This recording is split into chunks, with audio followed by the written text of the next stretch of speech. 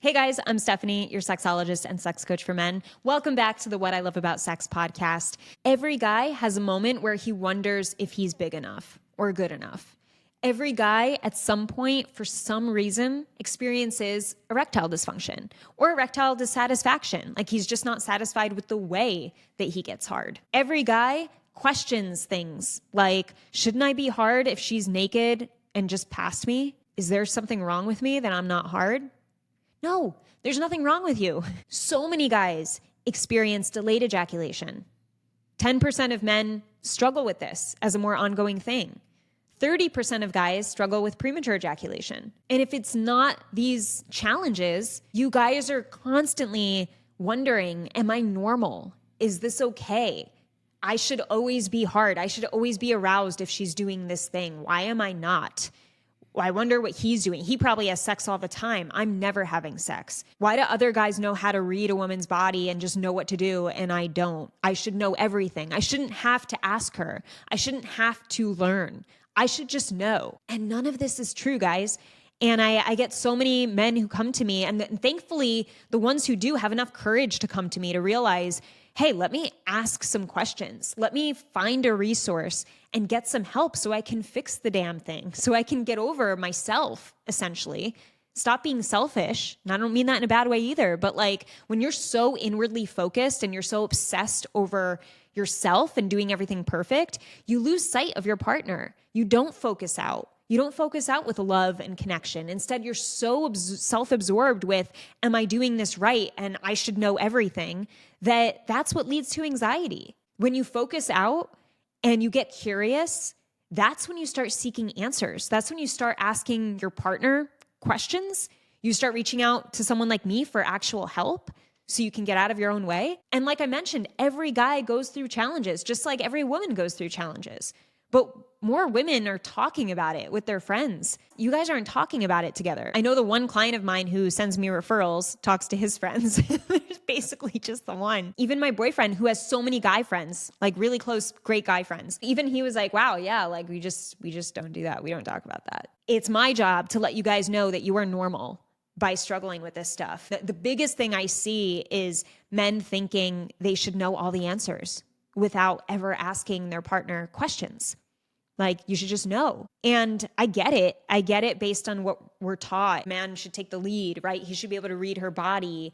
And you hear all this nonsense where it's like, every woman's body is different. So if you're treating her body like the last woman's body and you think you don't have to ask any questions, you are so wrong. And this is a good thing. See this as a good thing where it's like, okay, whoa, pressure off. I don't need to know everything. I can ask her questions, and I can ask her questions with a level of confidence and love and not come from this timid, awkward place. That's not what I'm talking about. Just because you don't know what disconnects her from you doesn't mean you have to go in all like shy and weak. You could be just as big and certain of yourself and confident and self-loving and really, really come from that leadership place and ask questions.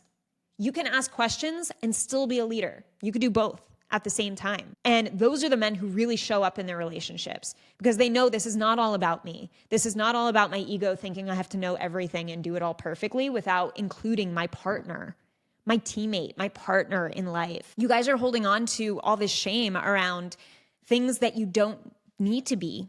You don't need to be holding on to it. And a lot of you are just sitting there not talking to anyone, feeling like you have this problem that you can't get out of and it's not fixable. Because if you're the man I know you are, you don't give up.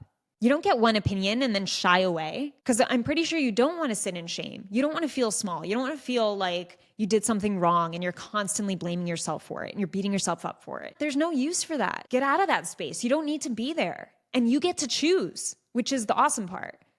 You don't have to sit in a shame spiral and tell yourself, yeah, I have so much sexual shame. This is just where I am. Are you really willing to accept that? Because you can, but I'm telling you, you don't have to. So now that you have someone telling you you don't have to sit there, you could do something with it. You can get out of there by choice, choosing right now, not telling yourself it's going to take years, but telling yourself, I can do this. And I'm starting right now. I'm going to seek answers. I'm going to seek support. I'm not going to stop at people telling me I'm stuck. If people are saying, oh, well, that sucks, like That's just your life now. Get away from those people. Don't surround yourself with those people because that's not true. So please know you're not alone with these problems you're facing. You are not alone. Every single client call I'm on, a guy has an issue and I'll tell them, oh yeah, well, like I've had plenty of guys tell me this and blah, blah, blah. And they're like, wait, what?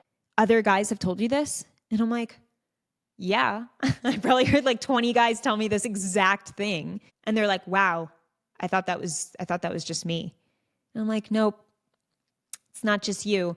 And when you get out of the headspace of believing it's just you and you're like, wow, this actually isn't a problem. This is just something I blew up and made so big in my head because I thought I was the only one and no one talks about this stuff. And that's why I had to carry shame around it. Like so many men just like, let go because they finally realize, wow, there's nothing wrong with me. You know, when it comes to them not being in the mood, not wanting sex. That's a big one. There are a lot of guys who need to be in a certain mental state or physical state in order to want sex. And that doesn't make them less of a man just because they're not aroused all day. Like, it's so interesting when you realize what you've been taught and how most of it is just BS. So I hope this helped you.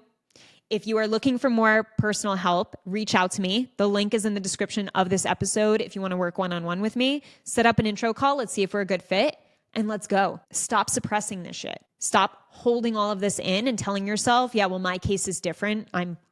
Because you're not. You're not. You're not that special.